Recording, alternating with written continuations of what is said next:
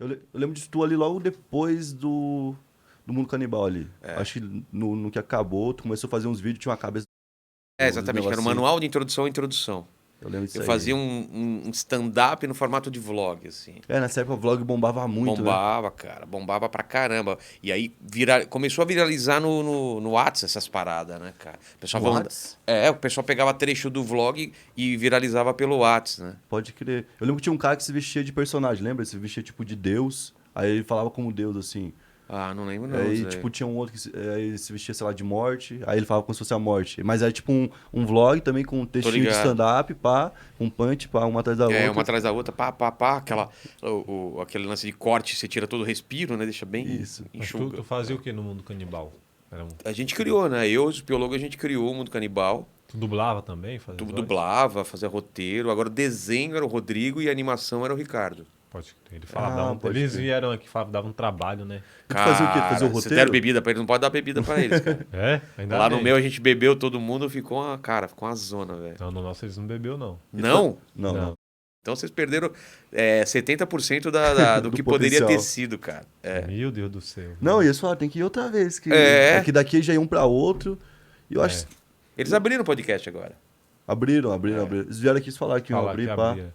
Isso, cara, são doidão mesmo. E eles eram da tua cidade ou o quê? Não, eles são de Indaiatuba. Eu que ia muito pra Indaiatuba, né, cara? Quando era solteiro, as baladas lá são legais. Ah, lá tem bastante Longe, balada. Saía daqui pra ir pra lá. Não, mas tipo 1 hora, é super perto aqui. É super perto daqui, pô, eu era solteiro, então, cara, via lá, dormia na casa deles e tinha umas baladinhas bem legais lá, cara. Mas vocês já eram amigo então por causa do quê? Da animação mesmo? Não, a gente se conheceu eu tinha uma escola de artes chamada Fábrica de Quadrinhos. Pode crer. E o Rodrigo foi aluno da escola. Ah, E ele foi lá aluno. ele mostrou os desenhos dele.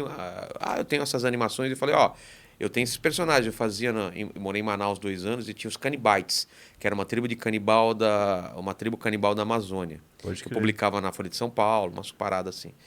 Vamos fazer a animação, juntar os personagens? Foi aí que eu conheci os caras e virou amigo e a gente não parou mais de fazer coisa a partir daí, né? Então tu já tinha um nome quando tu chegou no projeto, né? Assim, tipo, dentro da... Pra quem desenhava... Não, pra quem cara, eu animava. tenho uma carreira toda antes disso daí. É porque é engraçado, cara, porque eu tenho várias vidas, assim. Então tem gente que me conhecia da época de quadrinho. Eu cheguei a fazer quadrinho pros Estados Unidos, fiz Marvel, fiz uma pancada.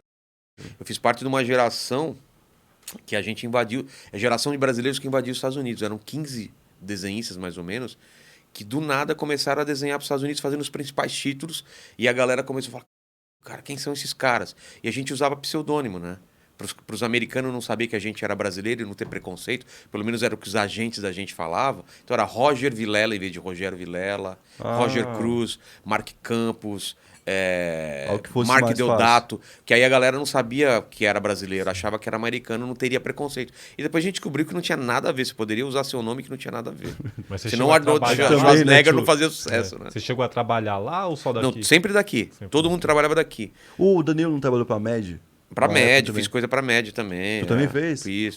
Da Mas o hora. lance era assim, pô, não tinha internet naquela época, era tudo por FedEx. Mandava original por FedEx pra lá, os Tu originais. pintava no papel... e aí Você mandava os originais desse tamanho na FedEx, mandava pra lá, Putz, mas os e o caras mandavam Belzi? de volta.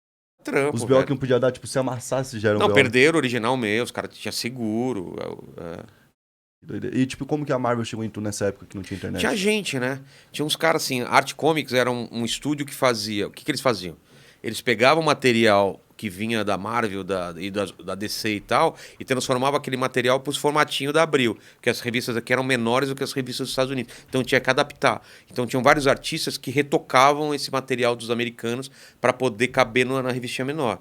Então eles já tinham essa mão de vem coisa de lá. Eles pensaram, pô, por que a gente não oferece os artistas daqui para fazer coisa de lá? E aí deu super certo. Eles pegaram o nosso material e mandavam para os caras de lá que eles já tinham contato. Ó, tem uns brasileiros aqui que desenham bem. Ah, os caras conseguem cumprir prazo? Consegue, vamos fazer teste. Aí começou a fazer teste, e aí os caras viram que brasileiro, ganhando em dólar, a gente se matava de trabalhar. Enquanto o americano fazia, sei lá, um título e atrasava, tinha brasileiro que fazia 3 títulos ao mesmo tempo e não atrasava e fazia um desenho. A gente ganhava em dólar naquela época. Pra levantar cara. uma grana. Levantava uma grana. Aqui no Brasil você não conseguia trampo. O que você ia fazer? Isso O quê em de que quadrinho? época? Nos anos 80? Começo dos anos 90, vamos falar que é. Foi naquela... Sou ruim com data, 93, 94, por aí. Naquela virada lá do Collor, você tava ganhando em dólar, então. Cara, quando foi o Collor? Foi 89, 91? 91, né? Eu acho que sim, cara. Eu lembro que eu guardava dólar pra caramba, eu depois tinha que trocar com doleira. Teve Puta, muita Mas gente como perdeu tu tudo ali, recebia? né? recebia Em cheque. espécie? Não, era um cheque. Cara, eu acho que era um cheque. A agência cuidava de tudo. Chegava um cheque para eles trocavam em dinheiro. Aí perguntava se você queria sei lá qual era o dinheiro da época. Pode crer. Cruzados Tinha um novos. monte, né? Sei lá. Ou o dinheiro da época ou o dólar. Eu guardava tudo em dólar porque eu dava aula na escola pan-americana na época, né? Então eu era professor, aquela grana pagava minhas contas e guardava tudo em dólar para depois. Pode crer. Mas depois valorizou. O dólar valorizou, né? E tu era professor do que nessa época? Professor de desenho. Desenho mesmo? Professor de ilustração, de pintura. Mas como é que tu entrou pra esse mundo? Tu Cara, sempre desenhou desde pequeno? Sempre desenhei, cara. Minha memória mais antiga é eu desenhando em porta do banheiro de casa, no guarda-roupa, e minha mãe dando bronca e fala, desenha no papel. Comprando um jogo de caneta Silva Pen, aquele joguinho de Faber-Castell para desenhar. Pode crer. E eu lembro que no prézinho eu ganhei um prêmio de desenho, que era uma conta de poupança e um troféu, sei lá, alguma coisa para um desenho que eu fiz. Então, Tu ganhou uma conta, tu não ganhou tipo um dinheiro, tu ganhou uma conta. um dinheiro na conta. Ah, entendi. Um banco que nem existe mais, que chamava Aspa.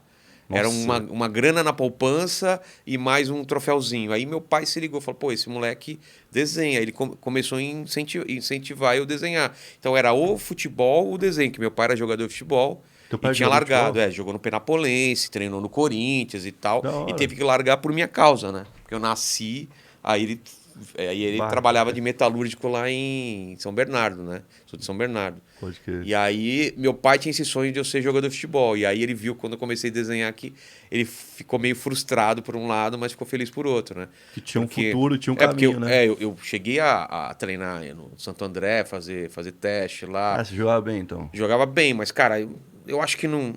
Até pelo porte físico, cara, eu não ia muito pra frente, não, cara. Pode crer. Eu acho que foi uma decisão boa pra mim. Eu me liguei que desenho eu conseguia me sobressair mais.